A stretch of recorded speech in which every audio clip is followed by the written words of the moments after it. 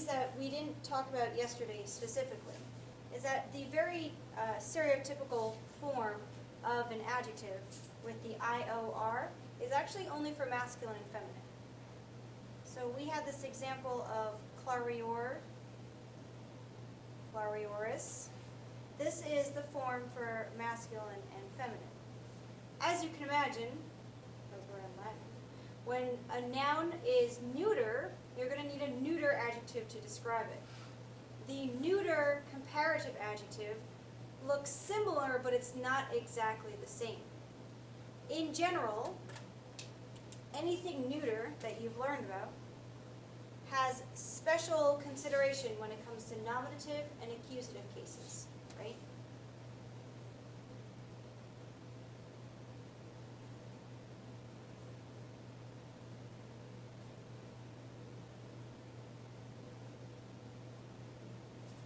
So in the place of a comparative degree adjective, the neuter actually looks like this.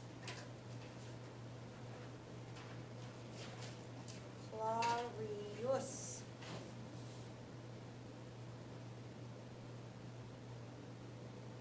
So let's go ahead and decline a neuter comparative adjective.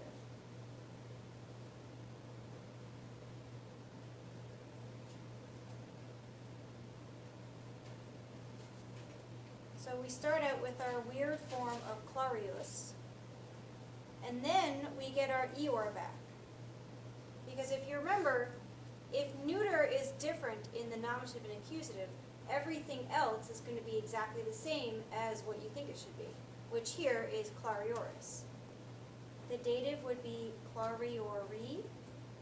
The accusative goes back to our neuter weirdness, back to clarius, and then ablative re-adopts the eor. And of course, in neuter plural, we are used to seeing an A as the nominative plural ending. And that's the same here, too.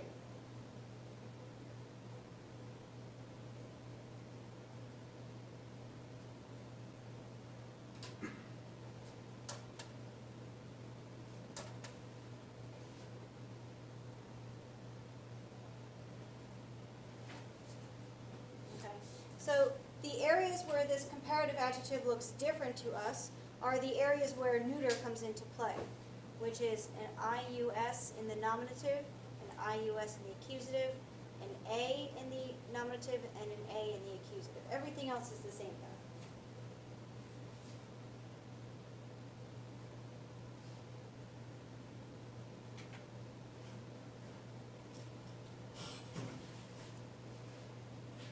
Does that make sense?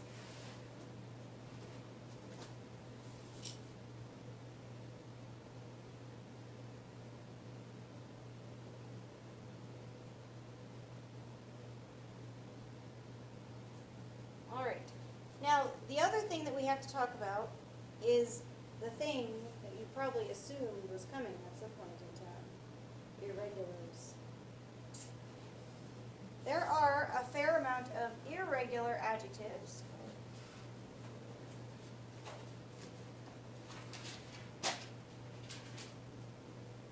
that will not have eor and that will not have issimos. Okay, they march to their own rules. They have their own words in each of the degrees of themselves. So we're going to make ourselves a little chart here about the positive, the comparative,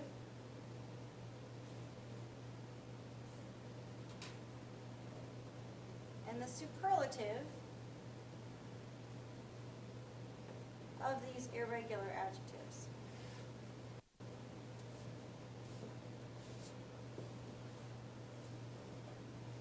Thankfully, for most of these irregular adjectives, there are a lot of English words that remind us of the Latin word. So it's fairly, well, it's easier at least to keep track of what these irregular adjectives are because we have some English equivalents to get us through. So I'm going to keep Latin here in purple, or as it looks on your screen, blue. And I'm going to keep some English definitions and corrections, or connections, in red here. You may want to kind of separate your notes into color as well. All right, the good news for all of you is that as far as irregular adjectives go, there are only 6 that you need to be aware of. Not bad. Okay, there's just a small little handful. The first one is bonus. All of these irregular adjectives are first and second declension in their positive form. Does anyone know what bonus means? Anybody shout it out? Good. Great. I'm sure you can think of a lot of English derivatives for bonus. Like the word bonus, for example. Oh, yeah. Yeah, when you eventually join the work world, typically in a lot of different industries, if you make certain sales figures or if you make certain profits for your company, you get a bonus, which is like an extra lump sum of money just for being awesome. The comparative looks a little different, though, I have to warn you. The comparative for good is this: melior and melius. Now, melior is going to be our form that we use for masculine and feminine, and now that you know about the neuter forms, melius is going to be our neuter form. What is the English irregular comparative that melior translates to? Better. Yeah. So in all fairness, English is weird here too. It's not just Latin. We get a fantastic English derivative from melior. Has anybody been studying their SATs know this particular word? It's a very hard word, but now that you know it, you won't forget it. Yeah. Is it malignant? Is that a word? Malignant? Yeah. Malignant will come from another one later on down the road. Say it again? I mean, yes, but it's, right, it's not a derivative. All right. We get a great verb, ameliorate. Oh, that's What do you think ameliorate means? To make something better.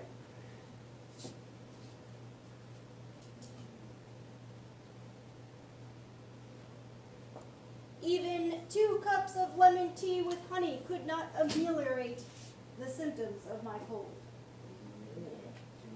To make better, right?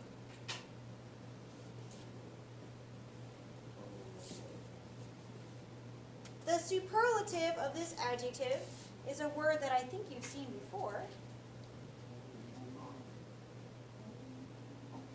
Optimus, aum. What is the irregular English version of this superlative? Best. Optimum. Best. Optimal. And we get such derivatives as optimal. What kind of cable do some of you have? Optimal. Right. Optimum Online. I thought you were asking. No, you're right. I have Verizon too, but Optimum Online is like a big cable company around here. You're not wrong, Ben. Don't worry. What else do we get from Optimus? Yes, absolutely. Optimus Prime. He's the best transformer, is he not? It really is. Right. Glad you see it I my way. like Bumblebee though. If bonus is on our list, so is malus. What does it mean? Bad. What kind of English words do we get from malus? Belligerent. There's that word, malignant. Yeah. Yes. The witch from Sleeping Beauty is Maleficent. Or not really a witch. She was just like a fallen fairy or something, right? Yeah. Any other derivatives from malus? All right. Lester. Say it again. Lester. I don't know. I think that comes from molestus. Which means to They're bad. That's true. It is very bad. Does anybody know the Latin name of a fruit that is related to mollusks? No. No, Latin word. Oh. Everybody else says no. Mango. No, they didn't have mangoes in ancient Rome. Wait, Think of a more religious background. What fruit is bad? Apple. Apples. Right. The Latin word for apple is malum. Oh. Oh. There you go. I love that.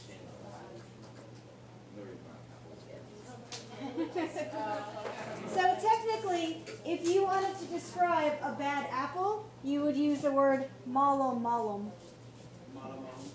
Malum malum is a bad apple. Which could also then be construed as being a redundant phrase. Bad. A bad, yeah. Yeah. Have you heard the phrase bad apple? Yeah. Yeah. Like he's a bad apple. Yeah, exactly. Exactly. How do you like that apple? He is the farthest thing from a bad apple. Oh, the land. Okay, the comparative of bad is not English friendly, I have to warn you. But the comparative is this. Peor. I don't know what we can get from that. This, again, is our masculine feminine. This is our neuter version. In all fairness, what's the irregular English translation of the comparative of bad? Parker? Worse. Yeah.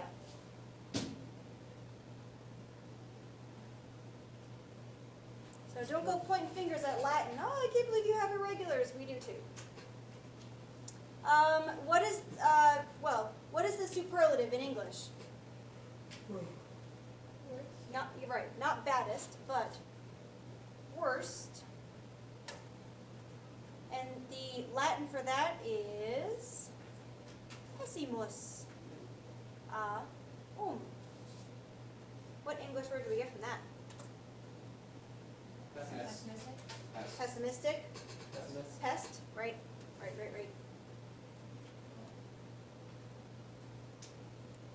So a pessimist is somebody who always thinks of the worst. What is an optimist? Someone who always thinks of best. Right.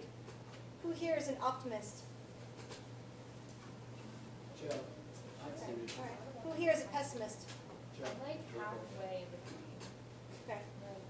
I'm on the like thin line between two. Okay. All right. That line exists. I'm optimistic because fantasy football went down. All right. Fair enough. I'm optimistic.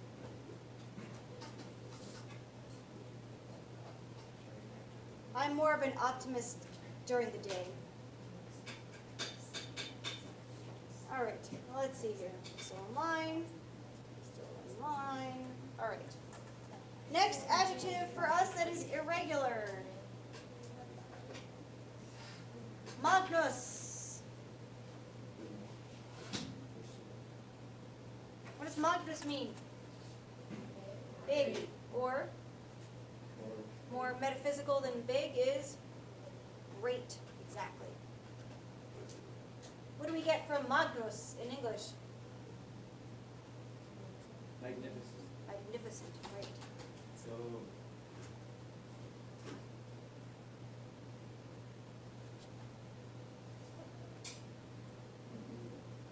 What else do you use to look closely at, like a magazine or a rock or something? Magnifying glass, right.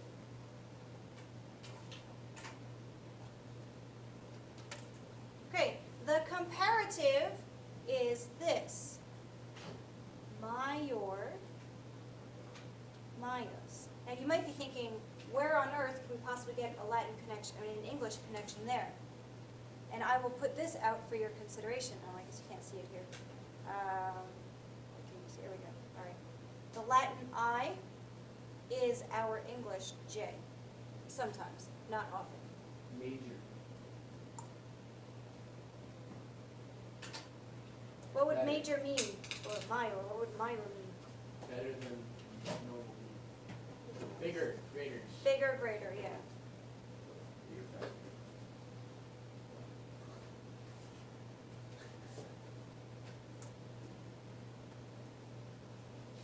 And then what word do you think means biggest or greatest?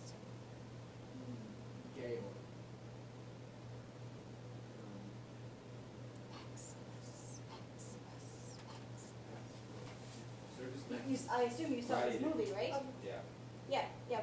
They're all chanting his name, right? yeah.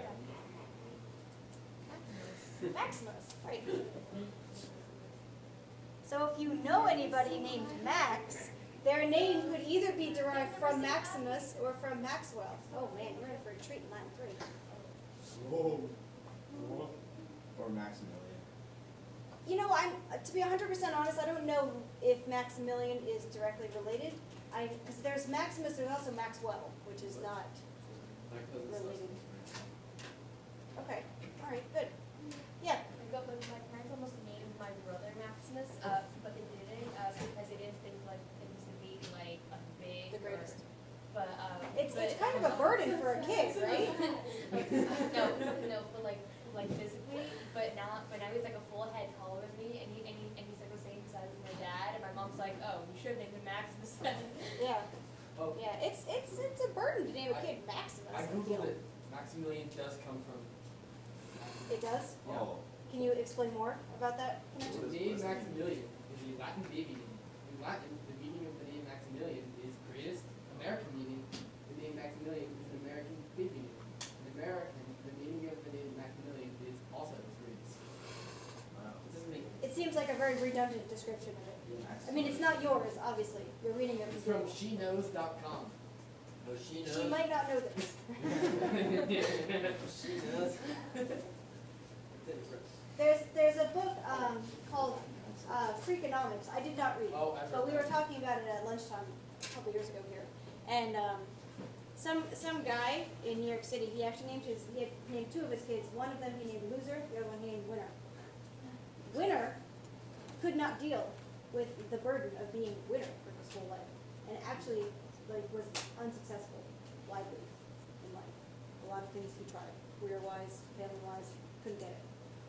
Loser, on the other hand, uber successful, because everyone assumed that he wouldn't make anything of himself with a name like Loser, and yet he rose to be like a chief in the police or something. Not chief in the I'm police, gonna name but my kid Loser. I don't know if I'd recommend it. That's like a I mean, the book's called Freakonomics. It's not called like this is what happens every day. I just don't want you to expect the same results. You replicate the situation. The percentages show the percentages see them together. Okay. I don't know, Parker. That might not be the only child named Loser in the world. I don't know my social security stats, but he might not be the only one. All right. Since Magnus is on the list, what else do you think is on the list? We did good, we did bad, we did big, we do small. What's the word for small? We're on the Yeah. Money. Parwa. Whoops, sorry. Parwus. That's an us. That's what means small.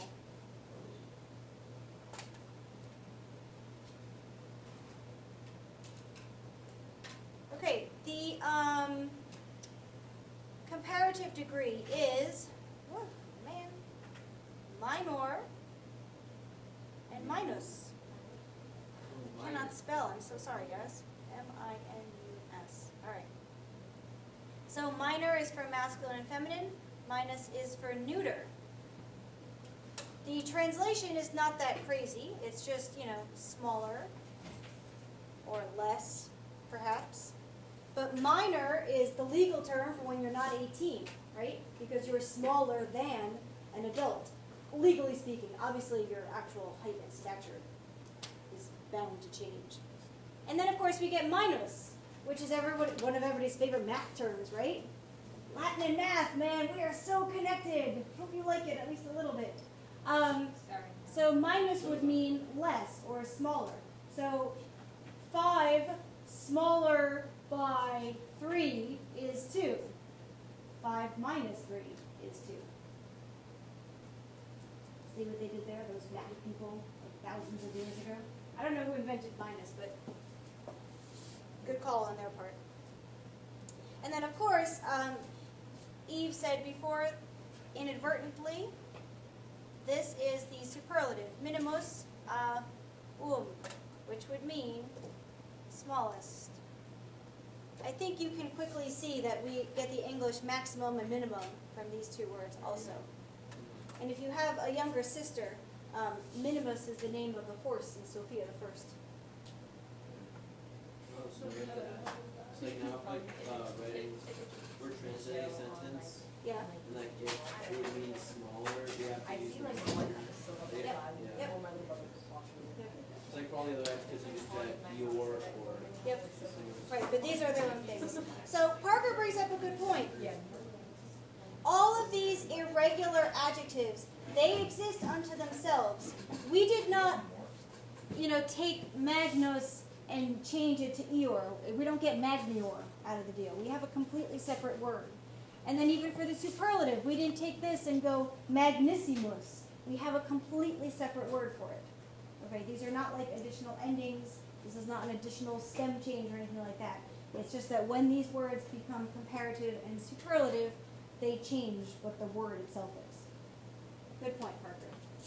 All right, we have two more irregular adjectives to add to our chart of positive, comparative, and superlative. Do you mind if I just abbreviate since I'm on a new page? Take your silence as a yes.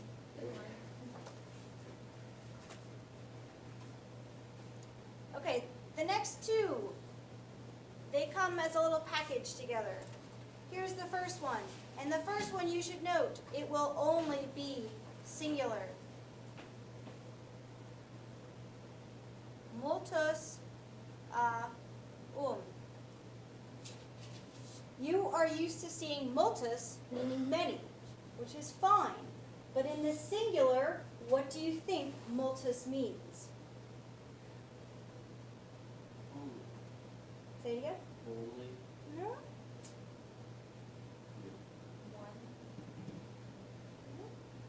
It's more of like a quantity, a singular quantity.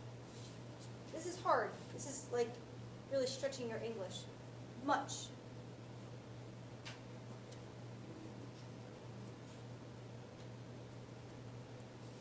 The comparative of much, much to your delight, is indeclinable. It's just its own little word. And it's plus. Plus just means more, which of course is math again. Oh. 5 more than 3 is 8. Right? 5 plus 3. 5 plus 3 is 8. Plus, I know. See, life just makes sense now. You can use who and whom. You can compare your adjectives. I can do math. Exactly. We have hit every other subject that you're taking recently. Chemistry. Yeah, well, all the things on the periodic table come from mine. Like gold, Right. AU. Arium. HG's mercury. Yeah, what does that have to do? I have no idea. Okay. Like, I Arium. didn't know, like, I just think that they're like derived from Latin, so like, I don't know. I don't know what the word HG, like what it stands for even. I don't know. like. All right. We'll figure it out. Maybe since Joe has his Chromebook out, he can figure out Working on HG. I figured you were right on top of things like that. All right. The superlative plurimus, very much, a great deal, something that's sort of like a singular quantity. So since we've talked about this singular thing, now we get to do the one that you like. Multi. What does that mean? Many, right. Now that it's plural, we can do many. The comparatives are plurace and plura for masculine and feminine, and then for neuter. And of course it means more, not surprisingly. This is of course where we get the word plural from. And then the superlative. plurimi, I, and ah. So everything here across the board has all plural endings. Pun not intended. And then we translated very many. Why not most? It's very I use very much as Say it again? I use very much Well, we'd have to attach it to an adjective. What kind of adjective should we attach it to?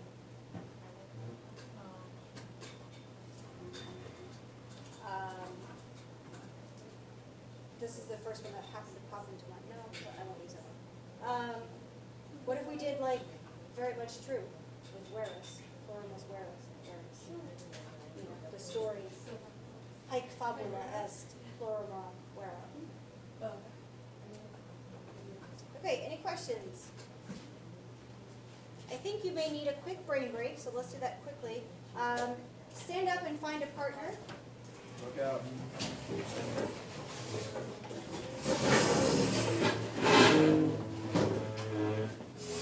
The brain break is say 21 and win.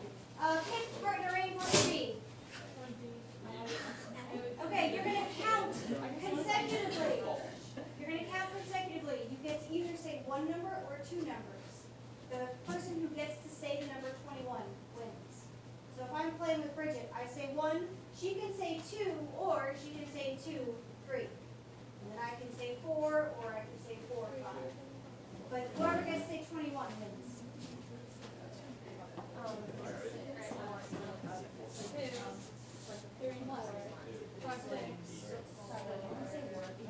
or you can say 1, 2, or you can say 3, or I can say 4.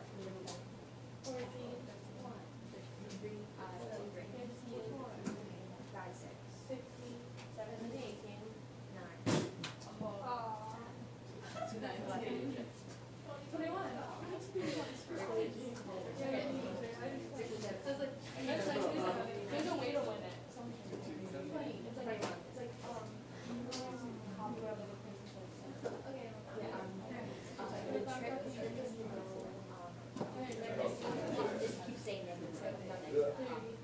All right, folks, have a seat. We have just a couple more things to chat about.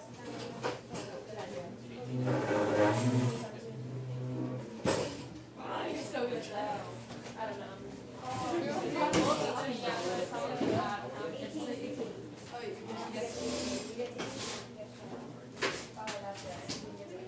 you say 18, either 19.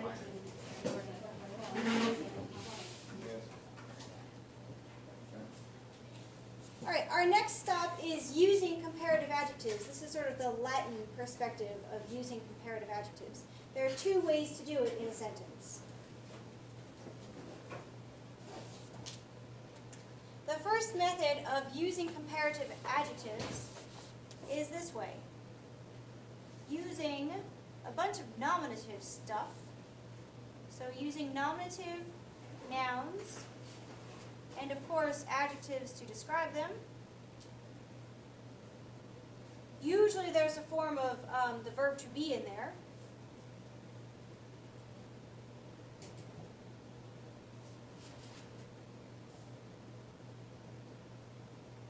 And you use those nominative forms with quam, not the relative pronoun quam. So let's look at an example here. Can someone give me a comparative adjective that they made for the warm-up today?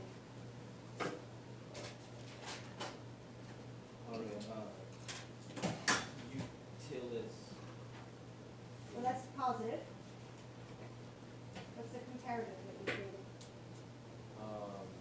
Utilior. Okay, good. Although I appreciate your comparative degree adjective, it's not quite right for the sentence and actually. Ben? Altior. Altior? What does that mean? Oh, altior? Yeah.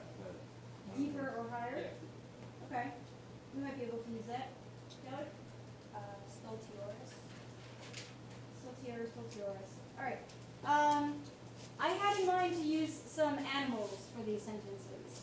So perhaps stultior makes the most sense, if that's all right. Just because I know you all did silly sentences last year, so you all know your animal vocab. Choose monkey. Monkey. Monkeys are higher than alligators. All right, so The bird. let's start with monkeys. Simii sunt. By the way, these sentences are not the views of your magistra here. All right, so simii sunt stultiores quam, this case. How would you translate that sentence? Simii, monkeys, are, They're fish. Yeah. there are fish at the end. Quam. Well, it's comparative. Whoa. Dumber. Stupider, Are dumber than the fish. than fish. Monkeys are dumber than fish. I'm telling you, these are not the views of Magistra. This is No. it's just a sample sentence. All right, can they get another comparative adjective to use?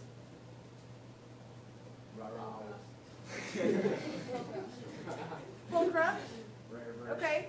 Can we talk about like remember the bird's tree and the duck?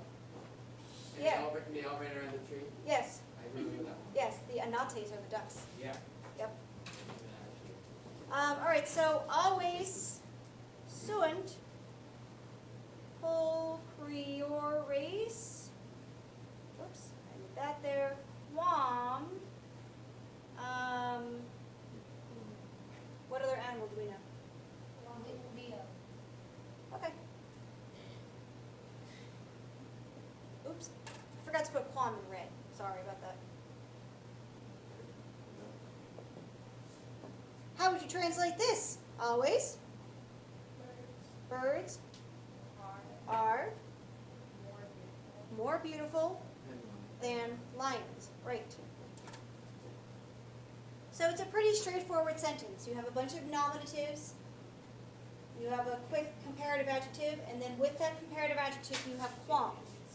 Sometimes, however, it's not an option to use quam. When is it not an option to use quam? To be perfectly honest, when you get to 3 and 4, Roman authors, especially poets, they use their words in a more definitive and succinct way. Especially in poetry, Roman authors are limited to how many syllables they can have in a line. So it sometimes doesn't work for them to be able to have quam in a comparison. So if there's no quam, the other option is to use an ablative noun instead of quam.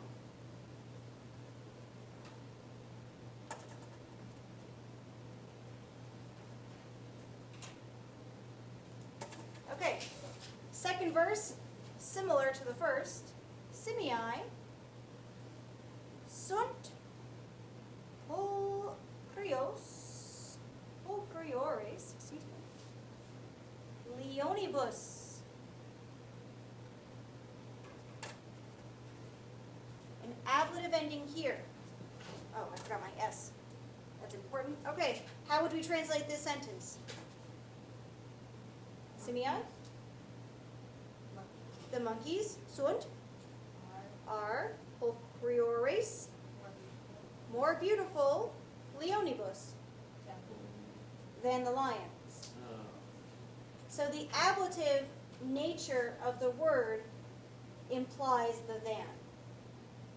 This is really not a far departure from what you already know about the ablative.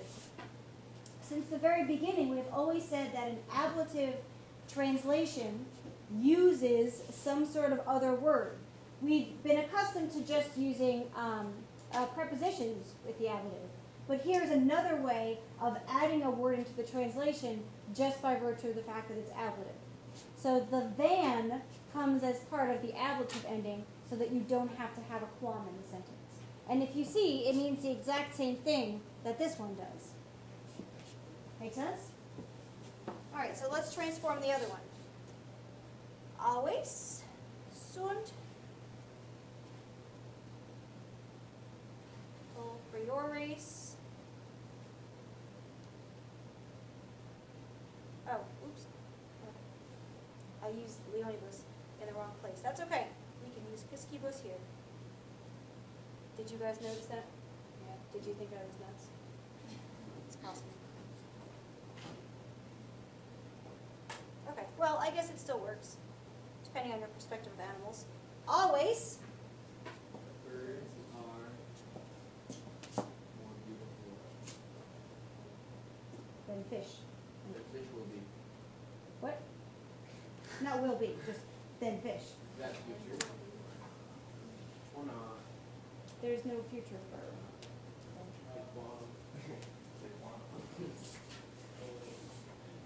Well, Vincent?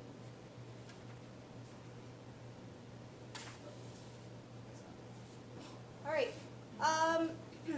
The last thing that we have to talk about, sorry.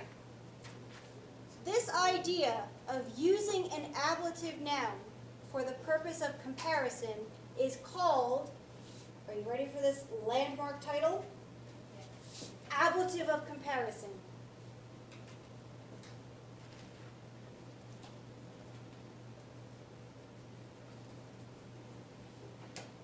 Genius, right? So that's one of the uses of the ablative. It's called ablative of comparison. And that just means that when it's in the ablative case, you use than in order to complete the comparison. So we're moving from the ablative of comparison to another grammar term, another case usage. This one's called partitive genitive.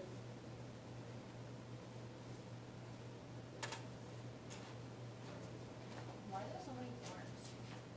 Where there's so many forms? Yeah. Of what? Like how there's, wait, never mind. Okay. Okay. It's not as bad as you think. That's all I'm trying to get at here. Okay, so with partitive genitive, you have a part of a whole. And that whole is genitive. You can use partitive genitive with a superlative degree adjective. Let's say Aurelia est pulcherrima femina omnium. Or you could do the same thing and do pulcherrima feminarum. Both of these are genitive. How would you translate the first version, which is very similar to the second version? Isabel, you want to try? Aurelia is more beautiful. Well, she's superlative. Oh, she's superlative. She's, what's superlative? Joe, you want to help her with, not Joe, it's Parker? Would be Aurelia is the most beautiful Right. So she's the most beautiful femina. Yeah? woman Omnium. of them all. Of all. Aurelia is the most beautiful of women. You could say it either way. And in both cases, she is a part of the whole. In another realm of the partitive genitive, you can use your new favorite word, plus.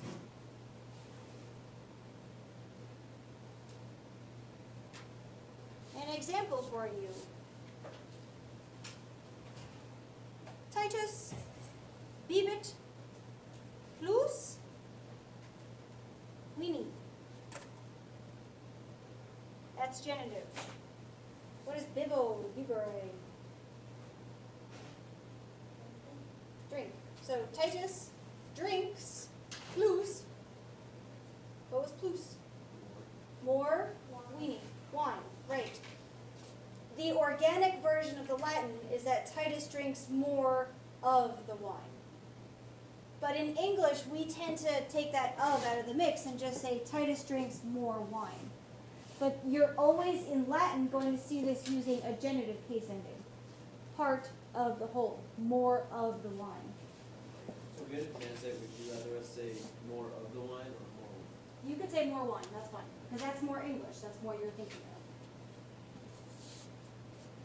Another word that you're going to see with partitive genitive is this word, nimis, which means too much.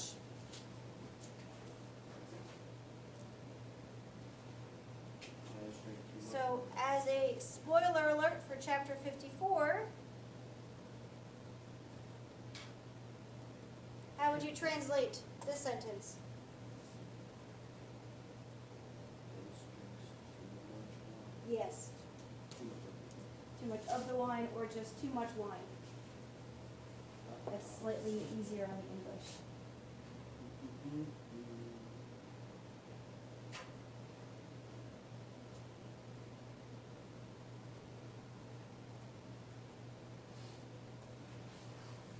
Where do they go when he drinks too much wine? I mean, where do does they he do go? like weird things? I wouldn't say weird, but just careless things. He's overly boisterous. No, we're about to get into a realm of the textbook where the dinner party actually happens. Right, we've been waiting forever for this dinner party. And although Titus is invited, because remember, several important senators have been invited to this dinner party, Uncle Titus included, he stumbles in late Stumbles. and makes quite a ruckus Oh. with the stumbling. Who's that? Yes. I remember watching here, but there was like a movie I watched where like there was like a Roman dinner and they had like two slaves come in to fight each other for entertainment. Isn't that like some story that calls it the uprising of the slaves? I don't know. I don't know if that's a. Like they made like a guy fight his friend and he had to kill him. Oh, that was the Gladiator movie that we watched last year. Yeah. Yes. Did they like actually do stuff like that? Possibly, yeah. So like could like Cornelius have like got two slaves to kill each other? He could have, but I mean, throughout Ecke, he's kind of painted as being a kindly man. And then he Stuff wouldn't like do that happened a lot. Entertainment at banquets was extensive. Whatever it took to entertain your guests was what they did. Yeah. So we're going to have a whole conversation about Roman banquets in the near future, because Roman dining was something very interesting and very fun. All right. So we are approaching the end of the period because tempus fugit in Latina class. So your homework over the weekend is to bring in 1 or 2 magazines from home. Try to be a little bit judicious with the type of magazine you bring in. For example, I get the New Yorker. It's very boring. There are no pictures in there. You want to bring something with pictures. The fluffier, the better. People, awesome. Us Weekly. I Yes. like a lot of home magazines. Home is fine, yeah. Wait. 1 second. You also usually have lots of free time over the weekend when you like to do more Latin work, right? So when that happens to you this weekend, start studying that Quizlet vocab because you will have a quiz on adjective comparison on Friday next week. We will talk about it more next week. Don't panic yet, or at all. And then after the quiz, that's when we'll do some Halloween stuff. That's Friday. Wait, so we're gonna have to know like if we want it and whatever. No. There are 2 shorter lists on Quizlet. Oh, never. The essential list is the long one, and then there's the frequentative, which is the smaller one. Okay. So there's like 50 words total. I think most of those you've seen before. Okay.